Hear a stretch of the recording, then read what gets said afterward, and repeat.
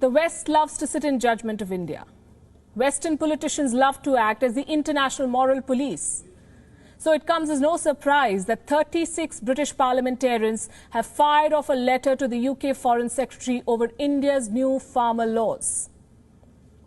They've called the new laws a death warrant, their words, for India's bread basket. That's what the letter says.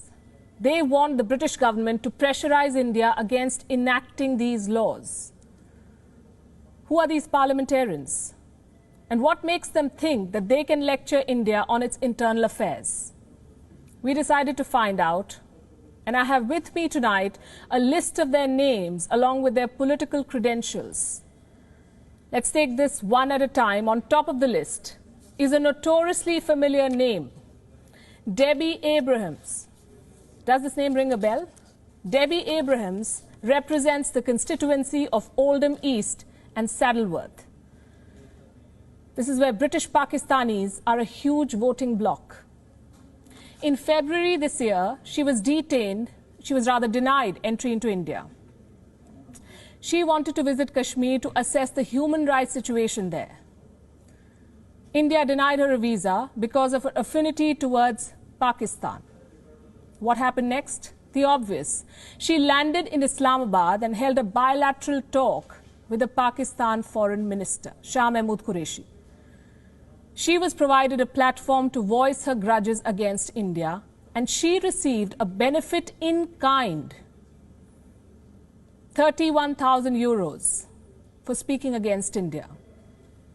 In other words, this British MP was bribed by the Pakistan government to demonize India.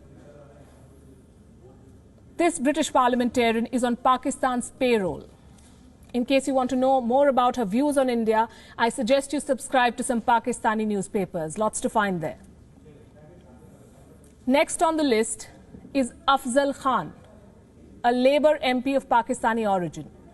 In July last year, Afzal Khan had apologized for posting an anti-Semitic conspiracy video.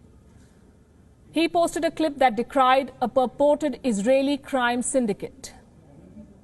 This part-time conspiracy theorist is also a member of the UK's all-party parliamentary group on Kashmir. This is a body known for peddling lies on the human rights situation in Kashmir, a body chaired by Debbie Abrahams. Afzal Khan is the honorary vice president. Need I say more about his intent? Next on the list, Tanmanjeet Singh Desi, a member of the Labour Party. He's famous for being Britain's first turban-wearing Sikh MP. He's also famous for ripping apart Boris Johnson over his perceived Islamophobic comments in the British Parliament. But what many do not know about Mr. Tanmanjeet Singh are his Khalistani links. In 2018, he unleashed a series of attacks against India at a Referendum 2020 rally, a pro-Khalistan movement initiated by the US-based advocacy group Sikhs for Justice. He said that rising incidents of rape were maligning India's image. He now wants the British government to criticize India over the new farm laws. And my list does not end there. You must know about some other parliamentarians who have signed this letter. Apsana Begum, a Labour MP who in October this year was charged with a housing fraud worth $360,000. Ian Lavery, the former chair of the Labour Party, accused of a $199,000 trade union fraud. Steve McCabe, a Labour whip who overclaimed his mortgage by 4,000 euros and called it an error. The scandal made international headlines in 2009. Now, these scams and frauds have nothing to do with India. But they tell you how dubious these MPs are and what their shady claims to fame are.